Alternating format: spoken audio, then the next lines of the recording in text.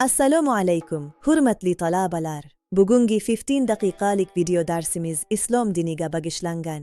Islom dunyodagi ikkinchi eng yirik din bo'lib, taxminan 1.9 milliard izdoshga ega. U 7 asr boshlarida Arabiston yarim orolida paydo bo'lgan va bugungi kunda deyarli barcha qit'alarda tarqalgan. Darsimiz 7 asosiy qismdan iborat. U 7 asr boshlarida Arabiston yarim orolida paydo bo'lgan va bugungi kunda deyarli barcha qit'alarda tarqalgan. Darsimiz 7 asosiy qismdan iborat. Birinchidan, Islomning qalib chiqishi va Muhammad sallallohu alayhi va sallam hayoti. Ikkinchidan, asosiy manbalar, Qur'on va sunnat. Uchinchidan, aqida va amaliyot. Ikkinchidan, asosiy manbalar, Qur'on va sunnat. Uchinchidan, aqida, iymon va amaliyot, Islom. To'rtinchidan, sunnilik va shiyalik kabi asosiy mazhablar. Beshinchidan, Islom sivilizatsiyasining oltin asri va ilmga qo'shgan hissasi.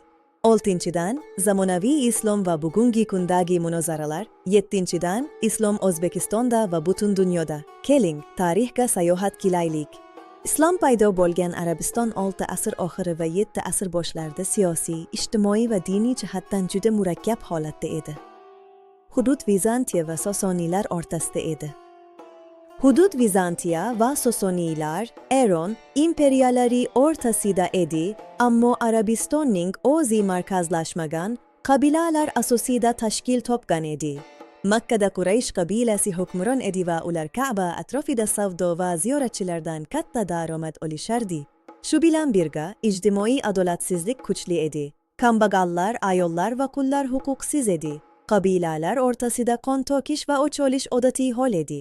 Qabilalar o'rtasida qon to'kish va o'ch olish odatiy hol edi. Bu davr jahiliyat jaholat davri deb ataladi. Bu vaqtda arablar ko'p xudolarga sig'inishgan. Bu davr jahiliyat jaholat davri deb ataladi. Bu vaqtda arablar ko'p xudolarga sig'inishgan. Aynan shu muhitda birlik, adolat va ma'naviy poklikka bo'lgan ehtiyoj Muhammad orqali o'z aksini topdi. Muhammad ibn Abdulloh milodiy 570 yilda Makkada tug'ilgan.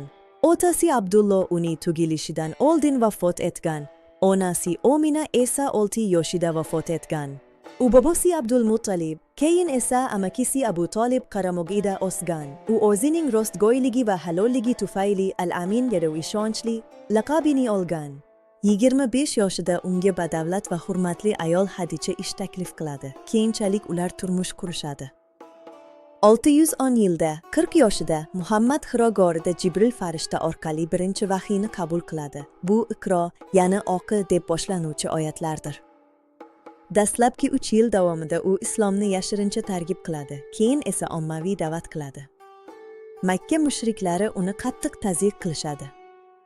Makka mushriklari unga va uning izdoshlariga qattiq tazyiq o'tkazadilar. 619 yil hazin yili bo'ldi. 622 yilda Muhammad va uning izdoshlari Madinaga hijrat qiladi. Bu hijriy yilning boshi. Madinada Muhammad nafaqat payg'ambar, balki siyosiy rahbar sifatida davlatga asos soladi. U Yahudiylar bilan Madina konstitutsiyasini tuzadi. Keyingi yil ichida Makka bilan bir necha janglar bo'ladi. Badr, Uhud va Handaq janglari. 630 yilda Makka tinch yo'l bilan fath qilinadi va kabi butlardan butunlay tozalanadi. Islomning ikkita asosiy manbasi mavjud: Qur'on va sunnat. Qur'oni Karim, Allohning so'nggi kitobi. U 23 yil davomida nozil qilingan. Qur'on 114 suradan va 6236 oyatdan iborat. Makkada nozil bo'lgan suralar asosan e'tiqod, tavhid, oxirat va axloq haqida. Makkada nozil bo'lgan suralar asosan e'tiqod va oxirat haqida bo'lsa, Madinada nozil bo'lgan suralarda ijtimoiy, huquqiy va siyosiy masalalar ko'proq o'rin olgan. Qur'onning o'zida, albatta, biz zikrni nozil qildik va albatta, biz uni saqlovchimiz, deyilgan. Sunnat, Muhammad sallallohu alayhi va sallamning so'zlari, amallari va tasdiqlari. Sunnat Muhammad sallallohu alayhi va sallamning so'zlari, amallari va tasdiqlari bo'lib, u hadis ilmi orqali saqlangan. Bular Imom Buxoriy va Imom Muslim to'plamlaridir. Buxoriy 600 ming hadis ichidan faqat 7275 tasini sahih deb tanlagan. Sunnat Qur'ondagi prinsiplarni tushuntirish uchun zarur. Sunnat Qur'ondagi umumiy prinsiplarni tushuntirish va amaliy hayotda qanday qo'llashni ko'rsatish uchun zarur. Masalan, namoz o'qish sunnatda batafsil bayon qilingan. Islom e'tiqodi ikki o'chovga ega, e'tiqodiy va amaliy. Iymon ruknlari 6 ta. Birinchisi Allohga iymon.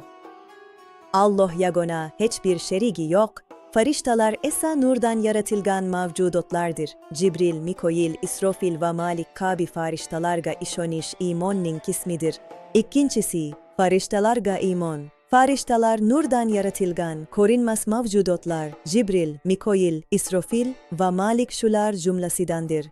Tavrot, Injil, Zabur va Qur'on Allohning kitoblaridir. Shuningdek, 124 mingga yaqin payg'ambarlar yuborilgan. Ulardan 25 tasi Qur'onda nomlari bilan zikr qilingan. To'rtinchisi, payg'ambarlarga iymon. Jami 124 mingga yaqin payg'ambar yuborilgan, ulardan 25 tasi Qur'onda nomlari bilan zikr qilingan. Beshinchisi, oxirat kuniga iymon, o'limdan keyin qayta tirilish, hisob kitob, jannat va do'zax mavjudligiga ishonishdir. Oltinchisi, taqdirga iymon. Yaxshilik va yomonlik Allohning irodasi bilan bog'ladi. Oxirat kunida qayta tirilish, jannat va do'zax borligiga hamda yaxshilik va yomonlik Allohning irodasi bilan bog'lishiga ishonish taqdirga iymondir. Inson esa mas'uliyatga ega. Islom amaliyotining 5 rukni mavjud. Birinchisi, shahodat. Ashhadu an la ilaha illalloh va ashhadu anna Muhammadan abduhu va rasuluhu. Namoz kuniga 5 vaqt qibla tomonga o'qiladi. Zakot esa boyligi nisobga yetgan musulmonning o'z boyligidan 2,5% muhtojlarga berishidir. Bu ijtimoiy yordamdir. Uchinchisi zakot. Boyligi nisobga yetgan musulmon har yili boyligining 2.5% muhtojlarga berishi farz qilingan. To'rtinchisi ro'za. Ramazon oyida tong otgandan quyosh botguncha yemay ichmay nafsoniy orzulardan tiyilish bu sabrni o'rgatadi. Ro'za sabr va taqvoni o'rgatadi. Haj esa imkoniyati bo'lgan musulmonning hayotida bir marta Makkaga ziyorat qilishidir. Har yili millionlab musulmonlar to'planadi. Islomda sunniylik, shialik va sufiylik kabi yo'nalishlar mavjud. Sunniylik barcha musulmonlarning 85-90% tashkil qiladi. Ular 4 huquqiy mazhabga bo'lingan. Bular Hanafi, Maliki, Shofi'i va Hanbalidir. Shialik esa Alining tarafdorlari bo'lib, ular imomat Ali va uning avlodlariga tegishli deb hisoblaydi va 12 imomga e'tiqod qiladi. Shialik 15% tashkil qiladi. Ular rahbarlik Ali va uning avlodlariga tegishli deb hisoblaydi. 12 imomga e'tiqod qilishadi. Sufiylik Islomning ma'naviy yo'nalishi. Mashhur sufiylar Rumi va Naqshband nafsni poklashni o'rgatganlar. O'zbekistonda Naqshbandiya tariqati asrlar davomida mashhur bo'lgan. Mashhur sufiylar Rumi, Najmiddin Kubro va Bahuddin Naqshbandir. O'zbekistonda Naqshbandiya tariqati juda mashhur bo'lgan.